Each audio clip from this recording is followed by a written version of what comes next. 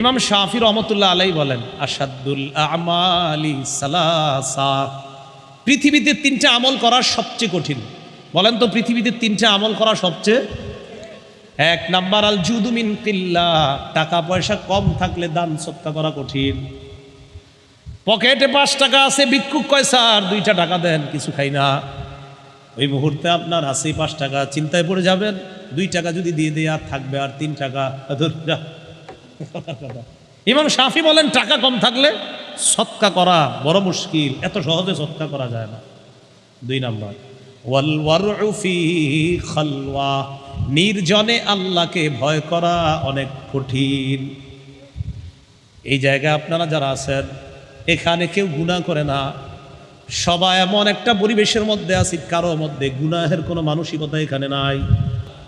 মান ইসতাতা মিনকুম আন তাকুনা লাহু খাবিআতুম মিন আমালিন সালিহ ফালইফআল, তোমাদের মধ্যে কেউ যদি গোপন ইবাদতের সুযোগ পাও সেজন্য গোপন ইবাদত বেশি বেশি করে। তোমাদের কেউ যদি গোপন ইবাদতের বেশি সুযোগ পাও সেজন্য গোপন ইবাদত বেশি করে। আবু হাজেম রহমতুল্লাহি আলাইহি বলেন, উকতুম হাসানাতিকা আশাদ্দা মিম্মা তাকতুমু সাইয়্যাতিক, তুমি তোমার দোষগুলা যত বেশি গোপন রাখো, তুমি তোমার ভালো গোপন ইবাদতগুলা এর চাইতে বেশি গোপন রাখবা।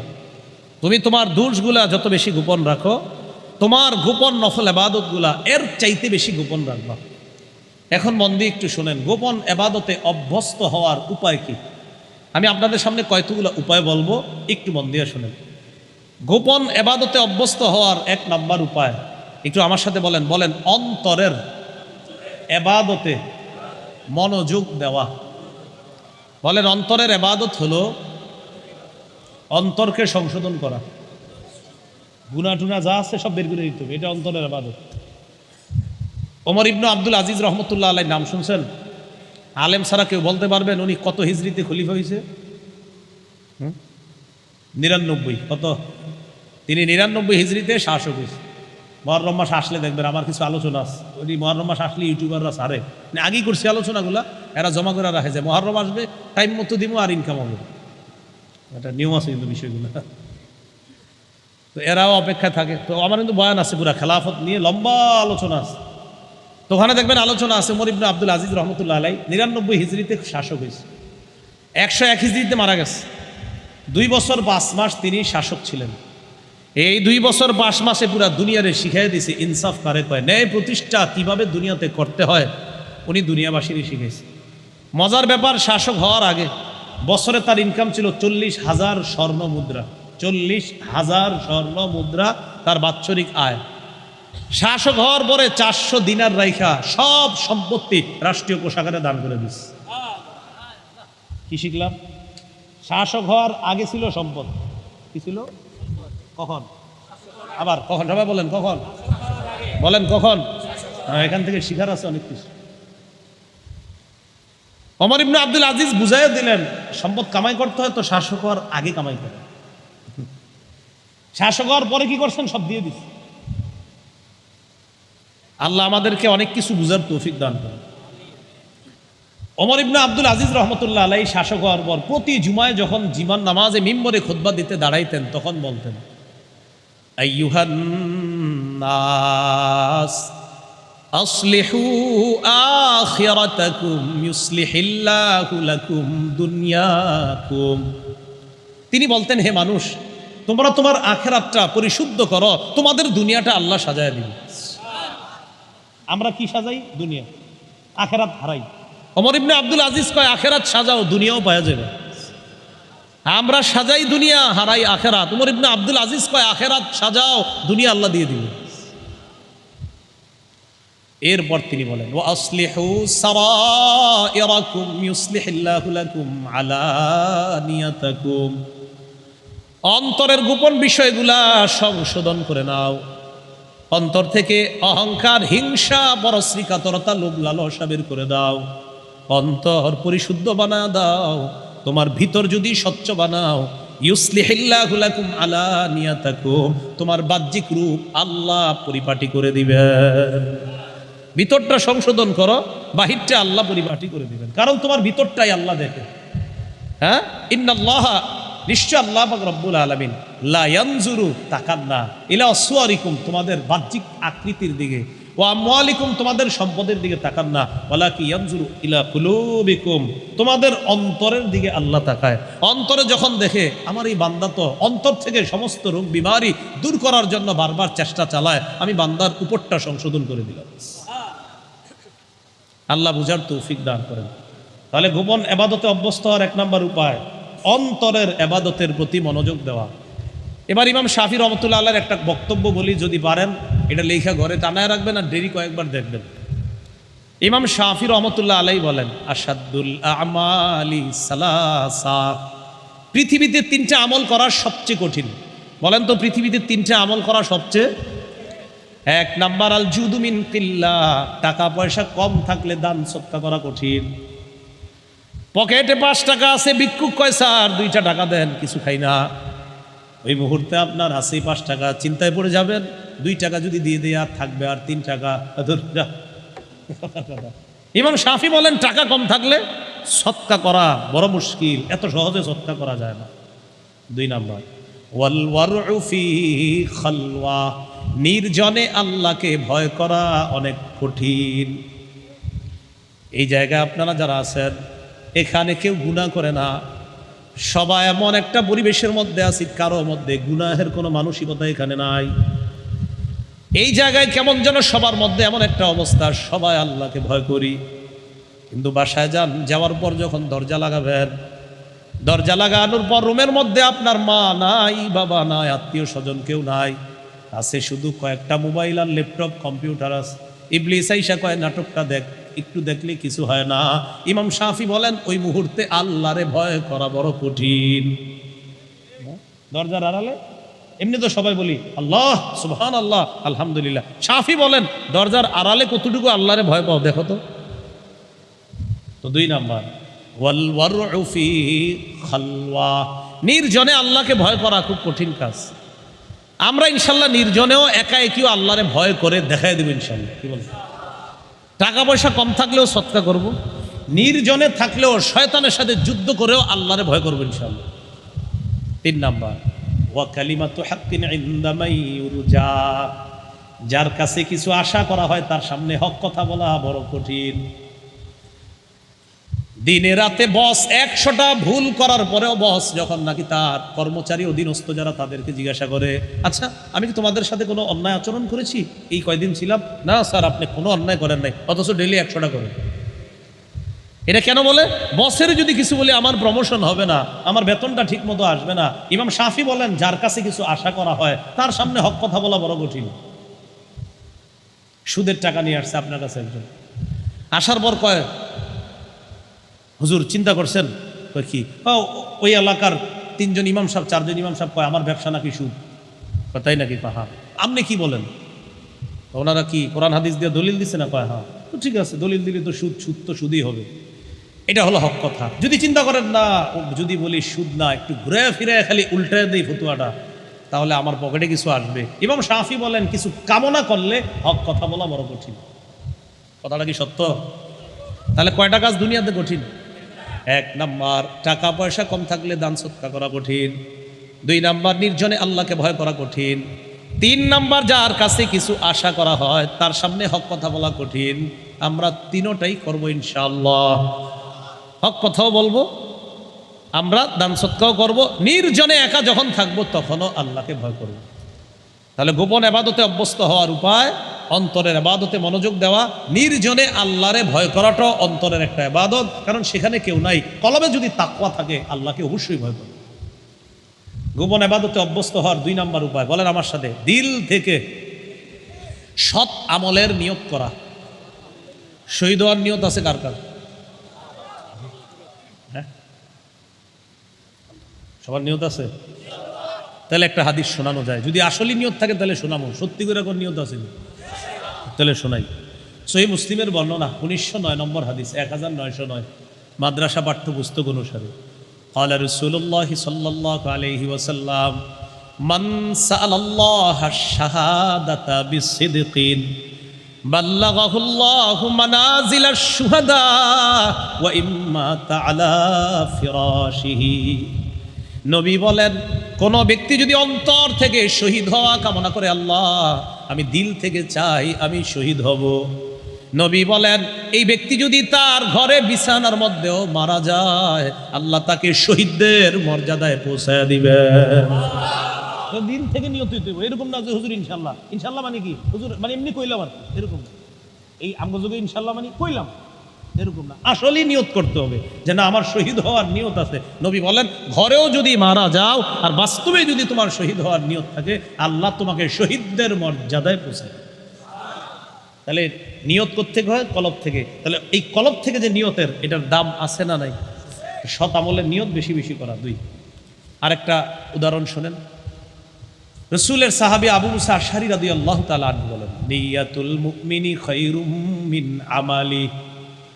মুমিনের নিয়ত তার আমলের চেয়ে উত্তম, মুমিনের নিয়ত তার কর্মের চেয়ে উত্তম, মুমিনের নিয়ত তার কর্মের চেয়ে উত্তম। কেন? ইন্নাল্লাহা লা ইউতিল আবদা আলা নিয়াতিহি মা লা ইউতিহি আলা আমালি। আল্লাহ তার বান্দাকে নিয়তের কারণে যেই পরিমাণ সওয়াব দান করেন, আমলের কারণে এই পরিমাণ সওয়াব দেয় না। বিশুদ্ধ নিয়তের কারণে যেই পরিমাণ সওয়াব বান্দাকে আল্লাহ দান কয়। কেন? ওয়াযালিকা ইন্নান নিয়াতা লা রিয়া ফিহা ওয়াল আমালা ইউখালিতুহুর রিয়া। নিয়তের মধ্যে কোনো লৌকিকতা থাকে না, কিন্তু আমলের মধ্যে লৌকিকতা এসে যায়। তাই নিয়ত যদি বিশুদ্ধ হয়, আল্লাহ তাকে ভরপুর সওয়াব দান করেন। সহিহ বুখারীর একটা হাদিস শোনেন, হাদিসে কুদসি ৭৫০১ নম্বর হাদিস। এই হাদিসের বক্তব্য আল্লাহর নবী আমগরে বলতেছে, ক্বালা রাসূলুল্লাহ সাল্লাল্লাহু আলাইহি ওয়াসাল্লাম, ক্বালা আল্লাহু আযজা ওয়া জাল্লা ফিল হাদিসিল কুদসি। হাদিসে কুদসির মধ্যে আল্লাহ পাক রব্বুল আলামিন বলেন, ইযা আরাদা আবদি আন ইয়া'মালা সাইয়্যাতান ফালা তাকতুবুহা আলাইহি হাত্তা ইয়া'মালাহা। বান্দা যখন কোনো গুনাহের ইচ্ছা করে, আল্লাহ ফেরেশতাদেরকে বলে, ও ফেরেশতারা আমার বান্দা গুনাহ না করা পর্যন্ত তার আমল নামায় গুনাহটা লিখো না। আমার বান্দা যখন কোনো গুনাহের ইচ্ছা করে, আল্লাহ ফেরেশতাদেরকে বলে, ও ফেরেশতারা আমার বান্দা গুনাহ না করা পর্যন্ত তার নামে গুনাহটা লিখো না। এবার কি বলে দেয়? ফাইন আমিলাহা ফাকতুবুহা বিমিসলিহা। বান্দা যদি গুনাহটা করে ফেলে, তাহলে ওই পরিমাণ একটা গুনাহ লিখে দিও। ওয়া ইন তারাকাহা মিন আজলি, বান্দা যদি আমাকে খুশি করার জন্য গুনাহটা ছেড়ে দেয়, ফাকতুবুহা লাহু হাসানাতান, এই গুনাহ ছেড়ে দেওয়ার কারণে তার আমলনামায় একটা নেকি লিপিবদ্ধ করে দাও। তাহলে বলেন তো, গুনাহ করার নিয়ত করলে না করা পর্যন্ত গুনাহ কি হয় না? লেখা হয় না। গুনাহটা যদি করে, একটা করলে একটা গুনাহ, আর যদি আল্লাহরে খুশি করার জন্য গুনাহটা ছেড়ে দেয়, এই যে গুনাহটা ছাড়লো, বাস এই মানসিকতার জন্য তার আমলনামায় একটা সওয়াব লিপিবদ্ধ করা। ওয়া ইযা আরাদা আইয়া আমালা হাসানাতান ফালাম ইয়ামালহা, আমার কোন বান্দা যদি একটা নেক আমলের নিয়ত করে, আমল না করলেও তার আমলনামায় সওয়াব লেখা দাও। আমার বান্দা যদি একটা নেক আমলের নিয়ত করে, আমল না করলেও তার আমলনামায় একটা সওয়াব লেখা দাও। নিয়ত করছে, আমল করে নাই, একটা সওয়াব।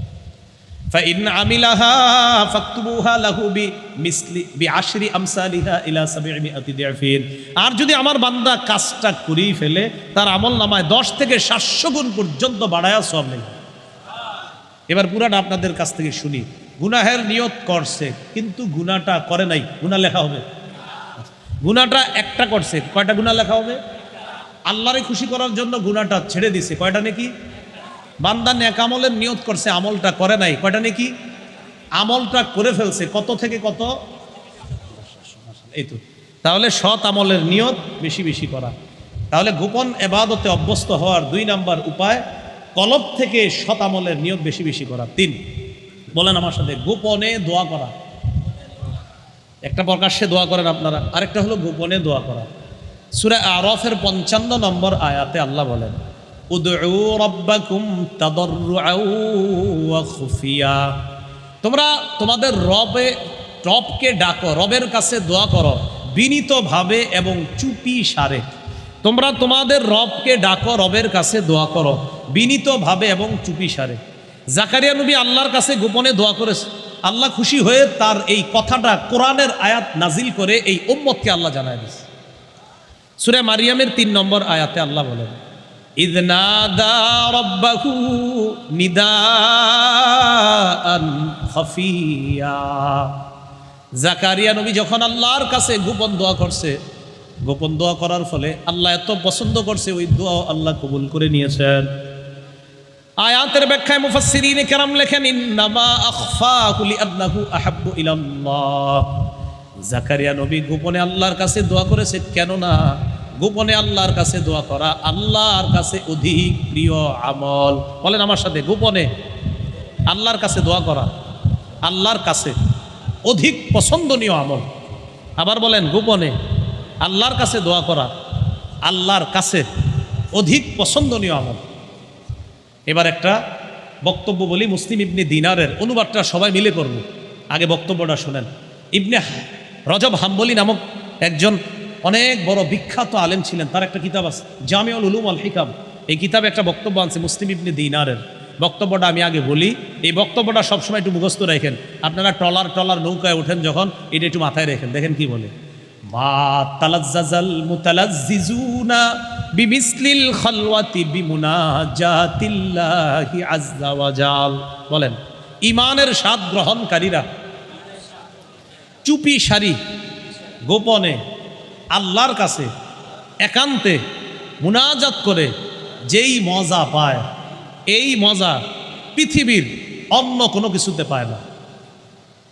ঈমানের স্বাদ গ্রহণকারীরা চুপে চুপে আল্লাহর কাছে মুনাজাত কইরা দোয়া কইরা, যেমন এখন বাসায় যাবেন, গিয়ে দেখবেন বিবি পরিবার সবাই ঘুমায়, তো আপনি একটা বুদ্ধি করবেন আজকে গিয়া, সবাই যেহেতু ঘুমায় একটু আল্লাহর কাছে মুনাজাত করেন। সবাই ঘুমায়, কেউ ডাকবেন, মুনাজাত করেন, আল্লাহ মাফ করেন। এই যে চুপি সারে আল্লাহর সাথে কথা বলতেছেন, বিশ্বাস করেন কয়েকদিন বলে দেখেন, আপনার অন্তরে মজা শুরু হয়ে যাবে।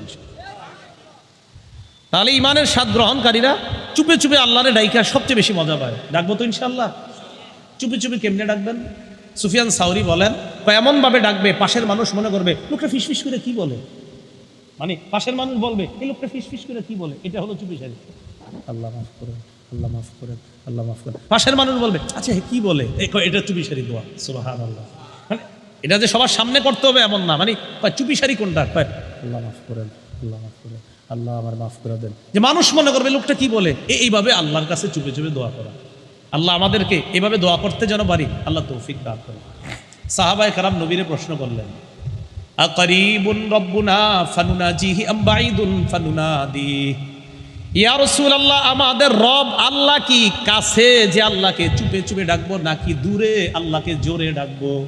আবার সাহাবীরা বললেন, ইয়া রাসূলুল্লাহ, আল্লাহ কি আমাদের নিকটে যে আল্লাহকে চুপে চুপে ডাকবো, নাকি আল্লাহ আমাদের থেকে অনেক দূরে যে জোরে জোরে আল্লাহকে ডাকবো?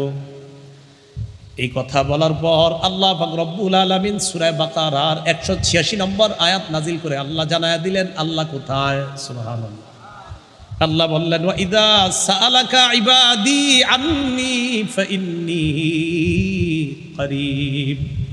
নবী, আপনার কাছে যখন আমার বান্দারা আমার ব্যাপারে জানতে চায় আমি কোথায়, আপনি জানায়া দেন ফাইন্নী করিব, আমি আল্লাহ অতি নিকটে। সুবহানাল্লাহ।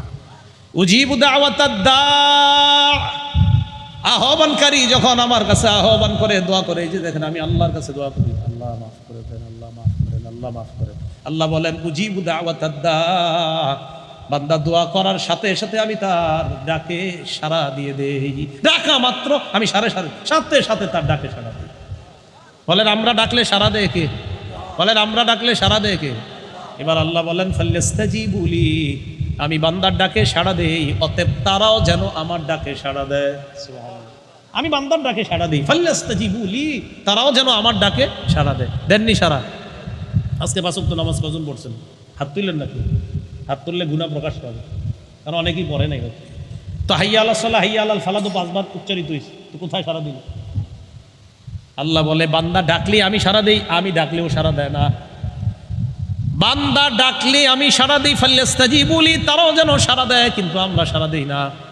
একটু পরে মুয়াজ্জিন বলবে হাইয়া আলাস সালাহ হাইয়া আলাল ফালাহ, আমি আপনি বললাম আর একটু পরে ওইটা দেখি 10টা, সাড়া দিলাম না। 5 ওয়াক্ত নামাজ পড়বেন ইনশাআল্লাহ? বলেন আমাদের ডাকে সাথে সাথে সাড়া দেয় কে? আবার আমাদের ডাকে সাথে সাথে সাড়া দেয় কে? সবাই একটু দিল থেকে বলেন আল্লাহ। বলেন আল্লাহ মাফ করে দেন, বিশ্বাস করেন, আমি ইয়াকিন, পুরা কোরআনের আয়াত বলছে, হাদিস বলছে, এই যে বলছে আল্লাহ মাফ করে দেন, বলার সাথে সাথে আল্লাহ সাড়া দিছে, এখন আল্লাহ আমাদেরকে মাফ করে, ইয়াকিন। কিন্তু আমারে আপনারা আল্লাহ এত ডাকে, সাড়া দেই না, দিব তো ইনশাল্লাহ, আল্লাহ তৌফিক দান করেন। সহিহ মুসলিমের বর্ণনা, ক্বালা রাসূলুল্লাহ সাল্লাল্লাহু আলাইহি ওয়াসাল্লাম, ইরবাউ আলা আনফুসিকুম, তোমরা নিজেদের প্রতি সদয় হও। ফাইন্নাকুম লাইসা তাদউনা আসাম্মা ওয়ালা গায়িবা, আল্লাহরে যখন ডাকবা চুপে সারে আল্লাহকে ডাকবা, কারণ তোমাদের রব বধির না, তোমাদের রব অনুপস্থিত না, তোমাদের রব বধির না, তোমাদের রব অনুপস্থিত না। তাহলে কি, ইন্নাকুম তাদউনা সামিআন করিবা, তোমরা যাকে ডাকতেছো তিনি সামিআ, তিনি সর্বশ্রোতা, করিব, তিনি সবচেয়ে বেশি শোনেন, সর্বশ্রোতা তিনি, করিবা, তিনি অতি নিকটে থেকে তোমার কথাগুলা শোনেন। তাহলে 3 নাম্বার উপায় এবাদতে অভ্যস্ত হওয়ার, গোপন এবাদতে, মনে আসেনি, চুপে চুপে দোয়া করা। 4, বলেন আমার সাথে, গোপনে বেশি বেশি জিকির করা। বলেন, গোপনে বেশি জিকির করার, বলেন শ্রেষ্ঠ উপায় এইভাবে হা করে থাকা। বলেন, আমি দেখাইতেছি, হা করেন, সবাই করছেন, এবার দেখেন আমি দেখাই। আচ্ছা, হা করেন না, আপনারা একটু পরে করেন। বন্ধুদের মজলিসে বসে রয়েছেন, বন্ধুদের মজলিসে উল্টাপাল্টা কথা হইতেছে, পারতেছেন না কিছু বলতে, উঠে গেলে কয় ও দেমাগি, উঠে যায়, আমি কি করবেন, চিপায় পড়ছেন, না পারতেছেন বসতে, না পারতেছেন উঠতে, তখন এমনি থাকবেন, আমার দিকে তাকানে যায়। হেরা বলবে কি, ও মনে হয় মন দিয়ে কথা শুনতেছে, আসলে কথা শোনেন না। কি করেন, একটু আমার সাথে বলেন, লা ইলাহা ইল্লাল্লাহ পড়েন, প্রথমে 2 বার মন দিয়ে পড়েন, না পড়েন লা ইলাহা ইল্লাল্লাহ, লা ইলাহা ইল্লাল্লাহ। এবার আরেকবার পড়ার সময় দেখেন 2 ঠোঁট লাগে কিনা। হ্যাঁ, সবাই পড়বেন আর দেখবেন 2 ঠোঁট লাগে কিনা। লা ইলাহা ইল্লাল্লাহ, লাগছে 2 ঠোঁট। এবার আমার দিকে তাকান, বন্ধুরা মনে করবে হা করে তাকায় আছে, কিছু বলে না, আবার উঠেও না, মনে হয় কথাগুলো মন দিয়ে শুনতেছে, আসলে আপনি এইভাবে রয়েছেন, দেখেন বন্ধুরা ভাববে আপনি হা করে মন দিয়ে কথা শোনেন, আসলে লা ইলাহা ইল্লাল্লাহর জিকির করেন, কারণ এই জিকিরে আপনার ঠোঁট লাগে না। চুপে চুপে যখন আপনি জিকির করেন, তিরমিজির বর্ণনা, আল্লাহ নবী বলেন, ইল্লা ফুতিহাত লাহু আবওয়াবুস সামা হাত্তা তুফজিয়া ইলাল আরশ। বন্ধুরা ভাবতেছে আপনি তাদের আজাইরা পেচাল শোনেন, নবী বলে না না, এই যে তুমি লা ইলাহা ইল্লাল্লাহ পড়লা, একবার পড়ার সাথে সাথে আসমানের সবগুলা দরজা খুলে যায়, তোমার লা ইলাহা যেন আল্লাহর আরশ পর্যন্ত পৌঁছে যায়। তাহলে বুদ্ধিটা মনে থাকবেন, মনে থাকবেন ইনশাল্লাহ। তাহলে 4 নাম্বার কি করা, গোপনে জিকির করা। বাস, আজকে এই পর্যন্তই থাক, গোপনে জিকির করব আমরা। 1 নাম্বার হলো আপনার কোনটা, 1 নাম্বার অন্তরের ইবাদতে মনোযোগ দেওয়া, 2 নাম্বার অন্তর থেকে নেক আমলের নিয়ত করা, 3 নাম্বার গোপনে দোয়া করা, 4 নাম্বার গোপনে জিকির করা। গোপনে কি করা, জিকির। সহিহ বুখারীর 660 নম্বর হাদিসটা মনে রাখবেন।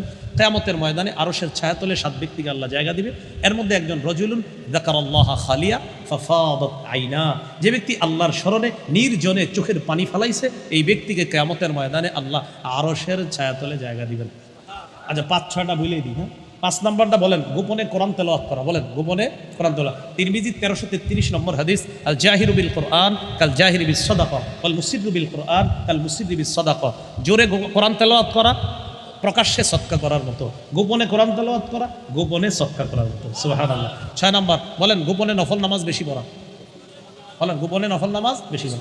তিরমিজির একটা হাদিস দিয়ে শেষ করছি। তিরমিজির বর্ণনা 3579 নম্বর হাদিস, রাসূলুল্লাহ সাল্লাল্লাহু আলাইহি সাল্লাম বলেন, আকরাবু মা ইয়াকুনুর রাব্বু মিনাল আবদি ফি জাওফিল লাইলিল আখির। শেষ রাতের তাহাজ্জুদের মাধ্যমে বান্দা আল্লাহর সবচেয়ে কাছাকাছি পৌঁছে যায়। এই জন্য নফল ইবাদতের মধ্যে গোপনে তাহাজ্জুদের ইবাদতটা বাড়ান। নবী বলেন, ফাইনিস তাকাতা আন তাকুনা মিম্মা ইয়াযকুরুল্লাহ ফাকুন, তুমি যদি চাও ওই সময় যারা আল্লাহর ইবাদত করে তুমিও তাদের অন্তর্ভুক্ত হয়ে যাও। আল্লাহ আমাদের সকলকে, যে কথাগুলো আজকে জানলাম আমি সংক্ষেপে বলে দিচ্ছি, আল্লাহ জিন ইনসান বানাইছে ইবাদত করার জন্য। ইবাদত পালন করার দিক থেকে ইবাদত ছিল 5 প্রকার। 1 নাম্বার আত্মিক ইবাদত, 2 নাম্বার মৌখিক ইবাদত, 3 নাম্বার দৈহিক ইবাদত বা শারীরিক ইবাদত, 4 নাম্বার আর্থিক ইবাদত, 5 নাম্বার দৈহিক এবং আর্থিক ইবাদত। এই আবাদতগুলো জানার পর আমরা জানলাম কিছু আবাদত প্রকাশ্যে করা যায়, আর কিছু আবাদত গোপনে করা যায়। গোপন আবাদত বাড়ানোর অনেক উপায়, আজকে আমরা 6টি উপায় জানলাম। আল্লাহ আমাদের সকলকে যে কথাগুলো জানলাম, শুনলাম, বললাম, আমি সহ সবাই যেন আমরা একজন খাঁটি মুমিন হয়ে দুনিয়া থেকে আমরা যেতে পারি, জান্নাতে যেন সবার সাথে সাক্ষাৎ করতে পারি। আল্লাহ তৌফিক দান করেন। সুবহানাল্লাহি ওয়া বিহামদিহি, সুবহানাকাল্লাহুম্মা ওয়া বিহামদিকা, আশহাদু আল্লা ইলাহা ইল্লা আনতা, আস্তাগফিরুকা ওয়া আতুবু ইলাইক।